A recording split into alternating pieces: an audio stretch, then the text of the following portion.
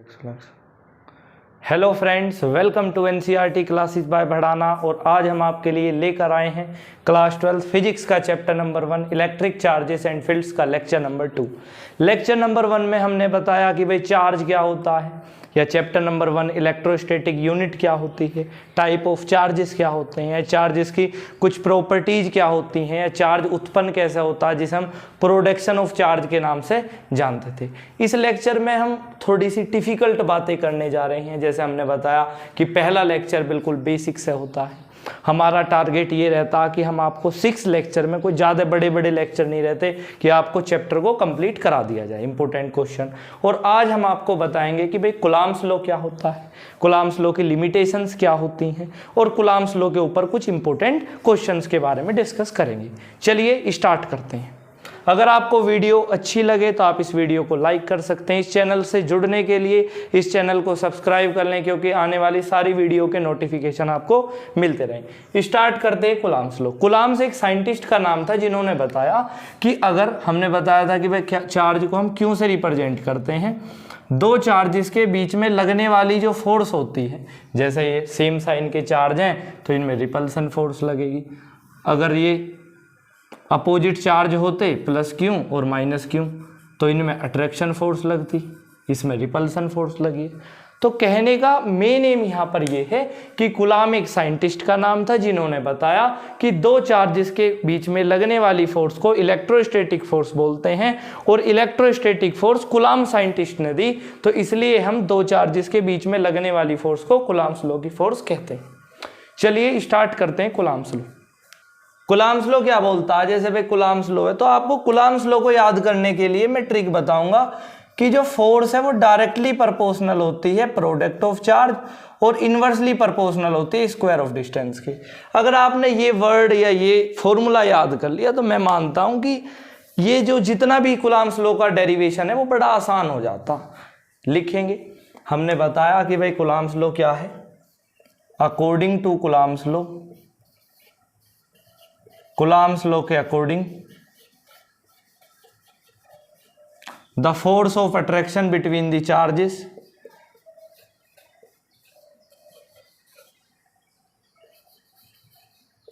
The force of attraction between the stationary charges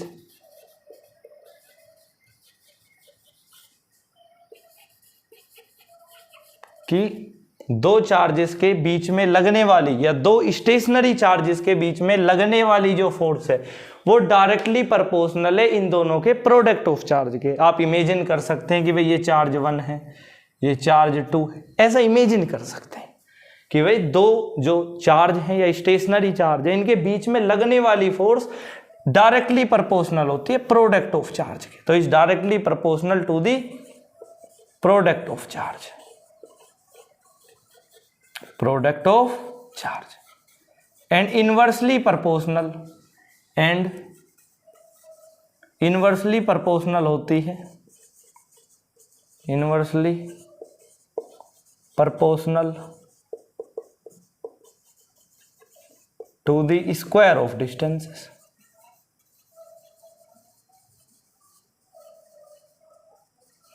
आप ऐसा imagine कर सकते हैं कि इन दोनों के बीच में, इन दोनों चार्ज के बीच में r डिस्टेंस है। तो हमने बताया कि दो चार्जेस के या दो स्टेशनरी चार्जेस के बीच में लगने वाली फोर्स F डायरेक्टली प्रोपोर्शनल है इन दोनों के प्रोडक्ट ऑफ चार्जेस के, और इनवर्सली प्रोपोर्शनल है स्क्वायर ऑफ डिस्टेंसेस r के। F directly proportional Q1 Q2 upon r square. लिखने को तो हम इस फॉर्मूले को इसके बाद भी लिख सकते थे, लेकिन हमने ऐसा सोचा कि अगर आप इसे याद कर सकते हैं तो ये कुछ भी नहीं है, क्योंकि बहुत सारे ऐसे स्टूडेंट होते हैं जो थ्योरी को रटने से या थ्योरी को याद करने से हिचकिचाते हैं। अब हम बात करते हैं कि भाई जब फोर्स डायरेक्टली प्रोपोर्शनल है प्रोडक्ट ऑफ चार्ज के, और फोर्स इनवर्सली प्रोपोर्शनल है स्क्वायर ऑफ डिस्टेंसेस के। हमने बताया कि फोर्स डायरेक्टली प्रोपोर्शनल है प्रोडक्ट ऑफ चार्जेस और इनवर्सली प्रोपोर्शनल के। क्लियर है? तो अगर मैं इन दोनों इक्वेशन को कंपेयरिंग कराऊं, ऑन कंपेयरिंग तो force directly proportional Q1 Q2 upon R square हो गई। अब इस प्रोपोर्शनल साइन को हटाने के लिए मैं कांस्टेंट का यूज करूंगा, F इजिकल टू के Q1 Q2 upon R square. अब ये के क्या है, वेयर के इज द कांस्टेंट, के क्या है, कांस्टेंट है, और के की कुछ ना कुछ वैल्यू होगी। तो के की वैल्यू क्या है, K is equal to 1/4 pi epsilon naught, K की वैल्यू है। अगर मैं यहाँ पर के की वैल्यू पुट करता हूँ तो 1/4 pi epsilon naught Q1 Q2 upon R square. तो कहने का यहाँ पर मतलब ये है, इस दुनिया के जितने भी चार्जेस हैं उनके बीच में लगने वाली फोर्स को निकालने के लिए इस फॉर्मूले का यूज करा जाता है 1/4 pi epsilon naught Q1 Q2 upon R square. ऐसा जरूरी नहीं है कि भाई यहाँ पर Q1 Q2 ही चार्ज, Q1 Q2 की कुछ वैल्यू होती है, जैसे इसकी वैल्यू 3, इसकी वैल्यू 4, 5, कुछ भी वैल्यू, जैसे न्यूमेरिकल करेंगे तो धीरे धीरे समझ में आने लगेगी। इस दुनिया में जितने भी चार्ज हैं उनकी बीच की फोर्स को निकालने के लिए इस फॉर्मूला एप्लीकेबल है। और हम आपको बता दें कि न्यूमेरिकल में 2 वैल्यूज की ज़रूरत पड़ती है। जब भी आप कूलॉम्स लॉ पर न्यूमेरिकल करते हैं तो 2 वैल्यू की ज़रूरत पड़ती है कि 1/4 पाई एप्सिलॉन नॉट की वैल्यू बराबर होती है 9 × 10⁹ और एप्सिलॉन नॉट की वैल्यू होती है 8.85 × 10⁻12। जब आप न्यूमेरिकल करेंगे तो आपको समझ में आ जाएगा। ये दोनों वैल्यूज बड़ी इंपॉर्टेंट है। क्वेश्चन ये भी आया हुआ है कि के क्या है, वेयर के इज द डाइलेक्ट्रिक कांस्टेंट। के क्या है, डाइलेक्ट्रिक कांस्टेंट है, डाइलेक्ट्रिक कांस्टेंट। के क्या है, डाइलेक्ट्रिक कांस्टेंट है। और के की वैल्यू 1/4 पाई एप्सिलॉन नॉट। हमने बताया कि भाई के की वैल्यू 1/4 पाई एप्सिलॉन नॉट। 1/4 पाई को 9 × 10⁹ हम लिख सकते हैं। न्यूमेरिकल में इसकी बहुत ज़्यादा आवश्यकता पड़ती है। और एप्सिलॉन नॉट ऐसे न्यूमेरिकल आते हैं कि भाई उसमें एप्सिलॉन नॉट की वैल्यूज को पूछा जाता, तो 1/4 पाई एप्सिलॉन मतलब एप्सिलॉन नॉट की वैल्यू को पूछा जाता, जिसे हम 8.85 × 10⁻12 लिख सकते हैं। तो ये बेसिकली कूलॉम्स लॉ है और इससे ज़्यादा इससे कोई हार्ड एंड फास्ट क्वेश्चन पूछे नहीं जाते। अगर आप सिलेबस का ओवरव्यू उठाएंगे तो सबसे पहला जो टॉपिक है कूलॉम्स लॉ है, यही कूलॉम्स लॉ है। इससे ज़्यादा इससे कोई भी क्वेश्चन नहीं पूछा जाता। मैं ये मानता हूँ कि कांस्टेंट जो ये डाइलेक्ट्रिक कांस्टेंट है, ये बहुत बार पूछ लिया जाता है कि भाई डाइलेक्ट्रिक कांस्टेंट। तो आप डाइलेक्ट्रिक कांस्टेंट की यहाँ डेफिनेशन लिखना सफिशिएंट नहीं है। आप डाइलेक्ट्रिक कांस्टेंट को epsilon not upon epsilon not next chapter electric potential and capacitance में आप इसके बारे में पढ़ लोगे। बहुत सारे ऐसे टीचर्स हैं जो इसी चैप्टर में भी इस चीज को पढ़ा देते हैं कि डाइलेक्ट्रिक कांस्टेंट रेशो है epsilon naught and the permittivity of epsilon naught, कि dielectric constant is define as the epsilon naught and the relative permittivity of the epsilon naught को पढ़ा देते हैं। ये क्वेश्चन पूछ लिया जाता तो ये इसका फॉर्मूला है, एप्लीकेबल है मतलब कूलॉम्स लॉ के लिए। नोट करना हो नोट कर लें, मिटा दें, चलिए मिटा देते हैं।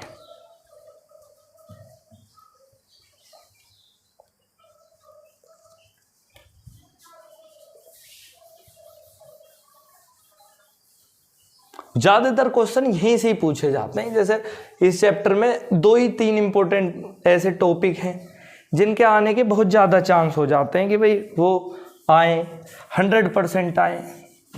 इसके बाद कूलॉम्स लॉ से भी इंपॉर्टेंट टॉपिक है इसकी लिमिटेशंस, कि भाई लिमिटेशंस क्या है कूलॉम्स लॉ की।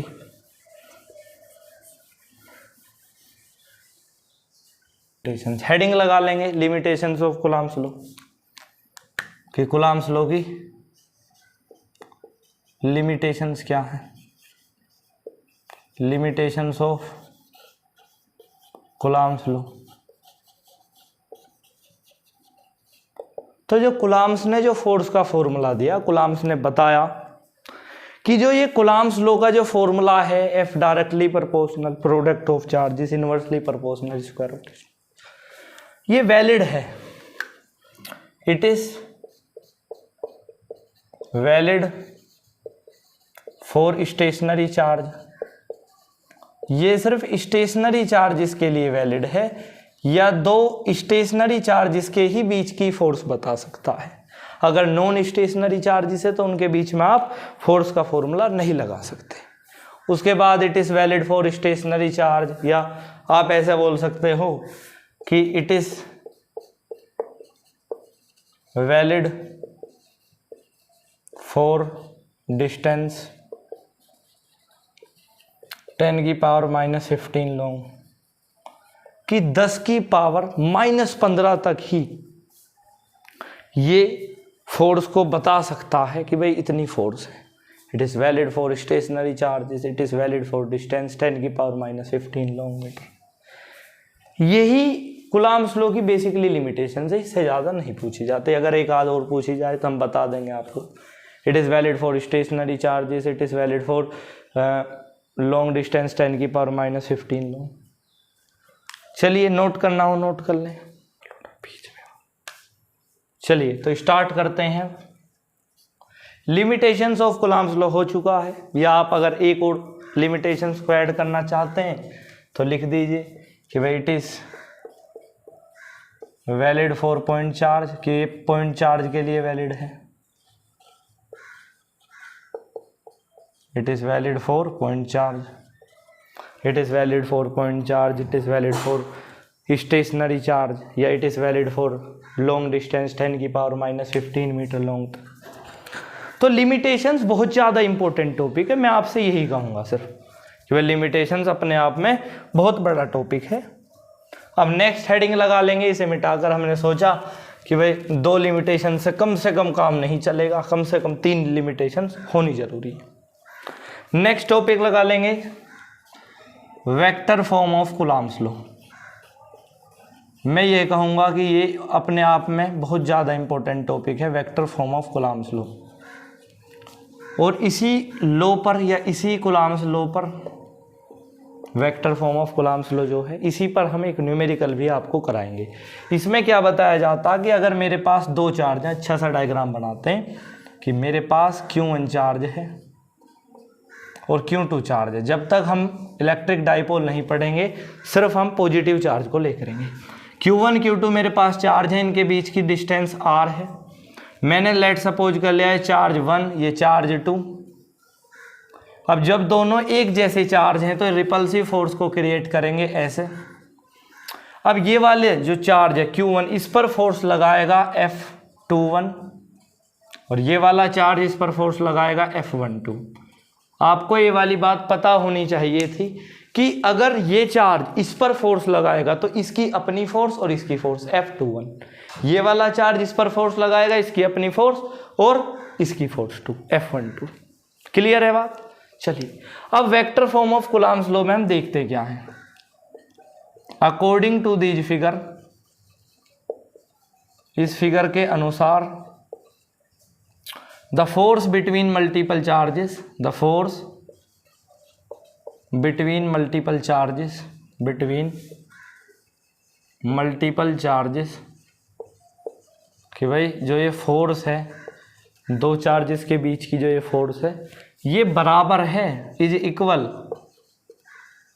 But opposite direction. लेकिन ये क्या लग रही है, ये सिर्फ अपोजिट डायरेक्शन में ही लग रही है। Is equal but opposite direction, ये बराबर है लेकिन अपोजिट डायरेक्शन में है। तो द Q1 चार्ज, जो Q1 चार्ज है फोर्स लगा रहा है Q2 पर F21। तो मैं F21 को कैसे लिख सकता हूँ कि 1/4πε0, फोर्स का फॉर्मूला, दोनों चार्ज का प्रोडक्ट, क्यों फोर्स F21 है ना, Q2 चार्ज Q1 चार्ज, तो यानी कि Q2 Q1/r² into R21 into distance की मल्टीप्लाई कर देते हैं। उसके बाद जो Q2 चार्ज है, Q2 charge due to Q1 पर फोर्स लगा रहा है F12, तो मैं F12 को लिख सकता हूँ 1/4πε0 Q1 Q2 upon R square into R12। कहने का यहाँ पर मेन टास्क ये है कि vector form of Coulomb's law बताता है कि अगर दो चार्जेस के बीच में फोर्स लग रही है वो इक्वल है और अपोजिट है। अगर कभी भी न्यूमेरिकल आता आगे वे दो चार्जेस के बीच में फोर्स लग रही है तो उन दोनों फोर्सों को इक्वल आपको पुट करना है कि दो चार्जेस के बीच में लगने वाली फोर्स बराबर होती है बट इक्वल मतलब अपोजिट डायरेक्शन में होती है। तो आप ऐसा लिख सकते हैं कि जो F12 फोर्स है वो बराबर है F21 के, लेकिन नेगेटिव में आएगा क्योंकि अपोजिट डायरेक्शन है। अगर आप इन्हें मोड में लिखना चाहते हो तो दोनों डायरेक्टेड इक्वल आ जाएंगे। इनके बीच की जो डिस्टेंस है ये 1 है। इनके बीच की जो डिस्टेंस है R लेट मान लो कि भाई आप ऐसे मान सकते हो कि इनके जो बीच के लगने वाली जो R डिस्टेंस फोर्स है तो आप R12 और R21 वो दोनों की दोनों बराबर है। कैसे बराबर है sir? Why the reasons the force is equal to the distance is equal. क्योंकि यहाँ पर चार्ज 1 है तो इसकी डिस्टेंस R1 हुई।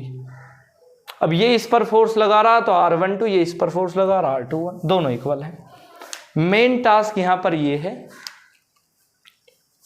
कि द वेक्टर फॉर्म, मैं ये कहूँगा इतनी डेफिनेशन लिखने की ज़्यादा कोई ज़रूरत नहीं है। मेन है ये कि the vector form of Coulomb's law,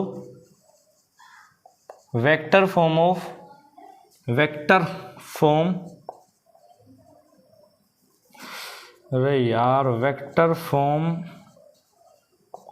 Coulomb's law ये बोलता है कि अकॉर्डिंग टू दिस रीजन्स, इन रीजन्स को देखते हुए हम ये बताते हैं अकॉर्डिंग टू दिस रीजन, इस रीजन को देखते हुए हम ये बताते हैं कि the force between two charges, जो फोर्स लग रही है दो चार्जेस के बीच में, इज इक्वल है, वो बराबर है बट अपोजिट डायरेक्शन में है, लेकिन वो अपोजिट डायरेक्शन में है कि अगर कभी भी सेम साइन के बीच में, चार्ज के सेम साइन के बीच में फोर्स लग रही है वो इक्वल है बट अपोजिट डायरेक्शन में, क्योंकि इनकी फोर्स यहाँ लग रही है, यहाँ लग रही है। सही से बना देते हैं, ऐसा हो गया T बन गया हो। तो मेन टास्क यहाँ पर ये कि दोनों फोर्स बराबर हैं। तो सोदी कूलम्ब्स लॉ, तो जो कूलम्ब्स लॉ है वो एग्री करता है न्यूटन के थर्ड लॉ से, न्यूटन के थर्ड लॉ से वो एग्री करता। क्लियर है? Vector form of Coulomb's law बिल्कुल हिंदी में हम आपको समझाने का प्रयास करते हैं। Vector form of Coulomb's law बोलता है कि अगर दो चार्जेस के बीच में लगने वाली फोर्स इक्वल और अपोजिट है तो कूलम्ब्स लॉ एग्री है न्यूटन के थर्ड लॉ से, न्यूटन के तीसरे लॉ से वो एग्री है। सर हमने तो न्यूटन का तीसरा ही लॉ नहीं पढ़ा, अब कैसे पढ़े? अब बेटा ऐसा करो, अब मत पढ़ो, अब सिर्फ डायरेक्ट रटो कि न्यूटन का थर्ड लॉ एग्री करता है कूलम्ब्स के लॉ से। क्लियर है इतनी बात? According to this figure the force between multiple charges equal opposite charge, और जो Q1 चार्ज है वो Q2 पर फोर्स लगा रहा है, Q2 Q1 पर फोर्स लगा रहा है, ये बात है। इनके बीच की डिस्टेंस, इनके बीच का जो फोर्स है वो बराबर है लेकिन इक्वल डायरेक्शन में है, मतलब इक्वल डायरेक्शन में है, इक्वल अपोजिट डायरेक्शन में है। तो जो vector form of Coulomb's law है वो एग्री करता है न्यूटन के तीसरे लॉ से, थर्ड लॉ से। मिटा दें। तो ये vector form of Coulomb's law है, इससे ज़्यादा को पेपर में नहीं पूछा जाता।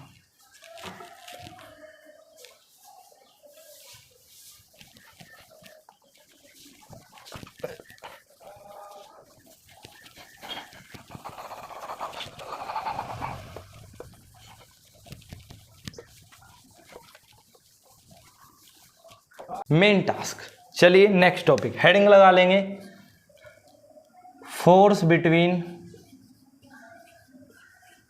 Multiple charges.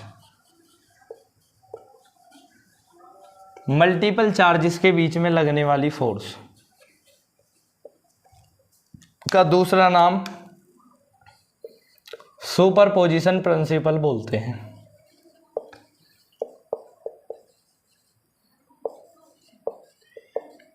कि भाई बहुत सारे चार्जेस के बीच में लगने वाली फोर्स को हम सुपरपोजिशन प्रिंसिपल बोलते हैं। अब बहुत सारे चार्ज हैं, मल्टीपल चार्ज हैं, जैसे फॉर एग्जांपल अगर मैंने यहाँ पर Q1 चार्ज लेट करा तो Q2, Q3, Q4, Q5 और Qn, यानी कि बहुत सारे चार्जेस के बीच में लगने वाली फोर्स, इसके बीच की जो डिस्टेंस हो कितनी होगी R12, इसके बीच की R13, इसके बीच की R14, इसके बीच की R15, इसके बीच की R1n। यहाँ पर जो जितने भी चार्ज हैं इनके बीच के लगने वाली फोर्स इतनी है। तो आप ऐसा एज्यूम कर सकते हैं कि भाई सुपरपोजिशन प्रिंसिपल बोलता क्या है। According to the superposition principle के अनुसार the force between multiple charges, the force between multiple charges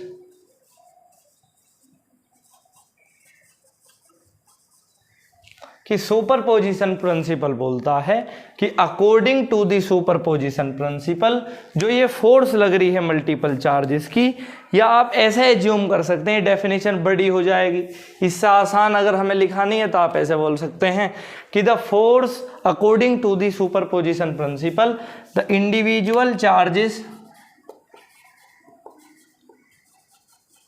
charges are unaffected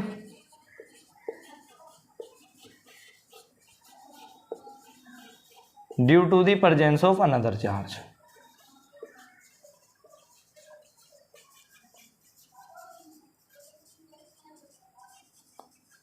superposition principle ये बोलता है कि किसी तीसरे चार्ज के आने से जो पहले चार्ज है उन पर फर्क नहीं पड़ता। The individual charges are unaffected due to the presence of another charge.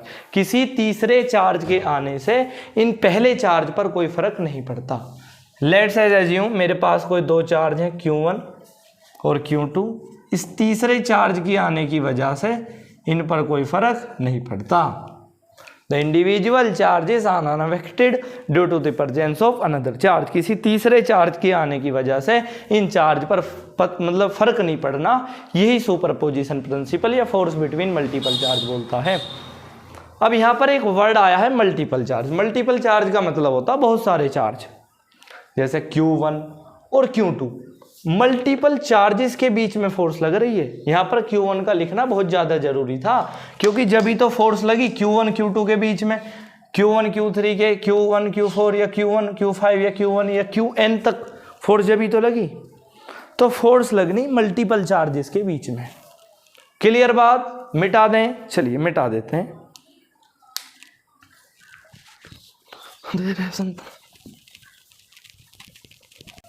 अब कुलाम्स लॉ के कुछ इंपॉर्टेंट क्वेश्चन ले लेते हैं। हमने बताया कि अब पहला लेक्चर भी ऐसा ही चला गया कि भाई बेसिक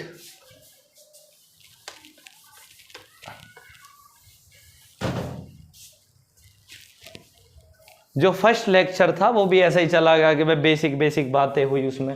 फर्स्ट लेक्चर बड़े आसान से चला गया। अब कुछ क्वेश्चंस ले लेते हैं, चलिए इसे सोल्व करते हैं। Draw a graph force and 1/r²।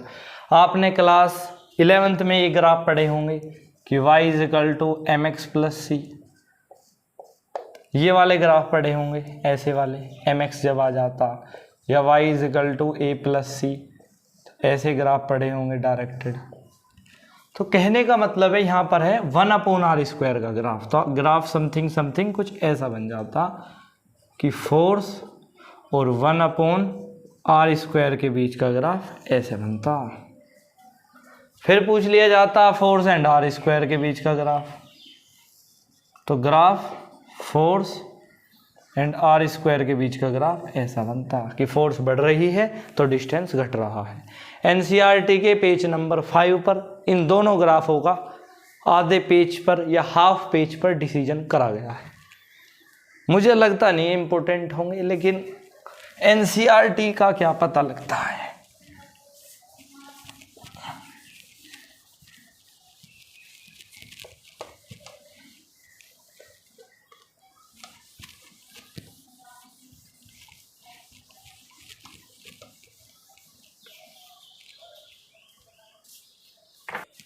चलिए फ्रेंड्स, इन्हें सोल्व करते हैं। Can a charge body attract another uncharged body? क्या एक चार्ज बॉडी एक अनचार्ज बॉडी को अट्रैक्ट कर सकती है?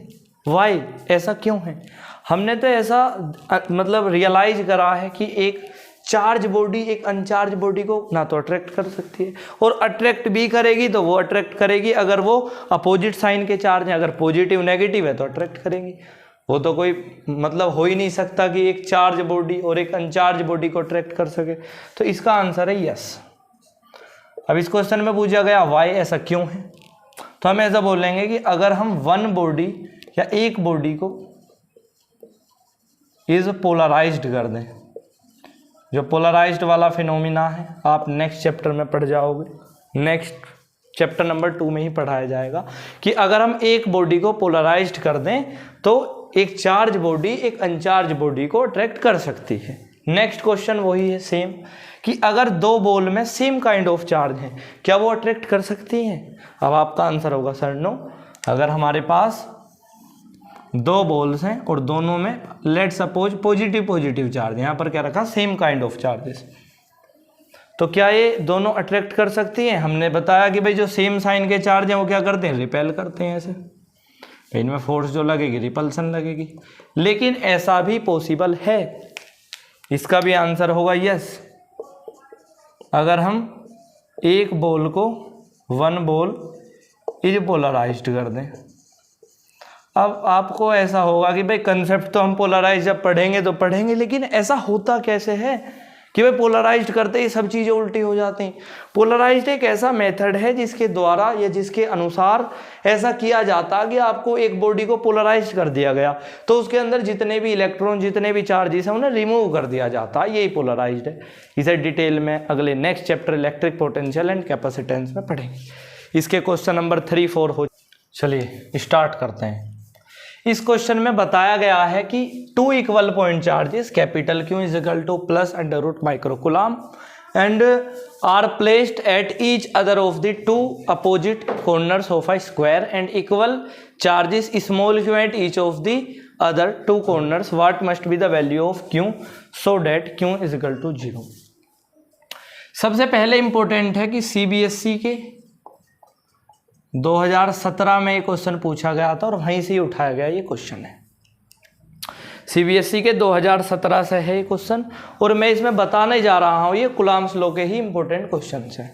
अगर आप इन्हें करोगे एक्सरसाइज और एग्जाम्पल के हमारे साथ करोगे तो फिर इससे ज़्यादा बेटर और कुछ नहीं हो सकता। सबसे पहले हम एक स्क्वायर बना लेते हैं, जैसे मैंने लेट अस टॉक अबाउट एक स्क्वायर बना लिया। अब इसकी एक साइड पर कैपिटल Q चार्ज हैं और स्मॉल q चार्ज है। क्वेश्चन को पढ़कर आप समझ सकते हैं। अब इसमें कहा गया है कि हमें स्मॉल q या पहले q की हमें वैल्यू दे रखी है +2 माइक्रो कूलम, स्मॉल की हमें निकालनी है। मैंने लेट कर लिया कि a is the side of the square, कि साइड ऑफ अ स्क्वायर जो है वो a है। इस स्क्वायर की जो साइड है वो a है, बेसिकली ये। ठीक है, क्लियर है इतनी बात। अब हमसे बताया गया है कि हमें जब स्मॉल q की वैल्यू को निकालना है जब इस q पर लगने वाली नेट फोर्स 0 हो। हम नेट फोर्स अगर 0 हो, नेट फोर्स 0 का क्या मतलब होता? What is the net force of 0? अगर आप ऐसे मानकर चलिए पॉजिटिव चार्ज है रिपल्सिव फोर्स, पॉजिटिव चार्ज है रिपल्सिव, ये पॉजिटिव चार्ज है भी रिपल्सिव फोर्स लगेगी। मतलब लगने वाली जो तीनों चार्ज की वजह से जो फोर्स है वो क्या है? वो रिपल्सिव फोर्स है। अब अगर तीनों इस पर रिपल्सिव फोर्स लगेंगी, तो आप एज्यूम कर सकते हैं कि भाई नेट फोर्स जीरो होना पॉसिबल नहीं है। तो मैं इन दोनों चार्जेस को नेगेटिव नेगेटिव मान लूँ और इसे पॉजिटिव मान रखूँ, क्योंकि जब भी हम चार्ज को कंसीडर नहीं करते जब हम किसी भी चीज़ का मैग्नीट्यूड निकालते हैं। तो इस पॉइंट को आपने ए मान लिया, इसे बी मान लिया, इसे सी मान लिया, इसे डी मान लिया। तो ए पॉइंट पर एफ ए तो जीरो है ही, फोर्स बी, फोर्स का फॉर्मूला के 1/4 पाई एप्सिलॉन नॉट, दोनों चार्ज का प्रोडक्ट, क्योंकि इस पर हम नेट फोर्स जीरो निकाल रहे हैं। तो सबसे पहले capital Q small Q upon ए स्क्वायर, इक्वेशन 1, जितनी फोर्स ए पर लगेगी इतनी डी पर लगेगी, कैपिटल क्यू स्मॉल मतलब capital Q small Q upon ए स्क्वायर, इक्वेशन 2, एफ सी के सी पॉइंट पर निकालने वाली फोर्स, दोनों चार्जेस का प्रोडक्ट, कैपिटल क्यू का स्क्वायर अपॉन में, अगर ये ए है तो बाय पाइथागोरस थ्योरम ये √2a है। अगर मैं √2a का स्क्वायर करता हूँ तो मैं इसे कैपिटल क्यू का स्क्वायर अपॉन में 2a स्क्वायर लिख सकता हूँ, इक्वेशन नंबर 3।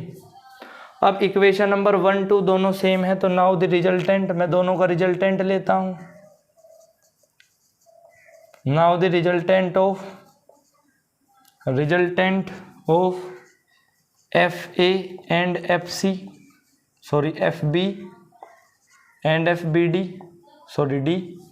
तो एफ बी डी का अगर मैं रिजल्टेंट ले तो 2 इंटू कोई सा भी एक वेक्टर एफ बी मान लिए, कोई सा भी एक वेक्टर लेना पड़ता, इंटू कोस थीटा अपॉन 2, कोस 90 है, इसके बीच का एंगल 90 है, मैं इसे यहाँ पर कोस 45 मान लूँ।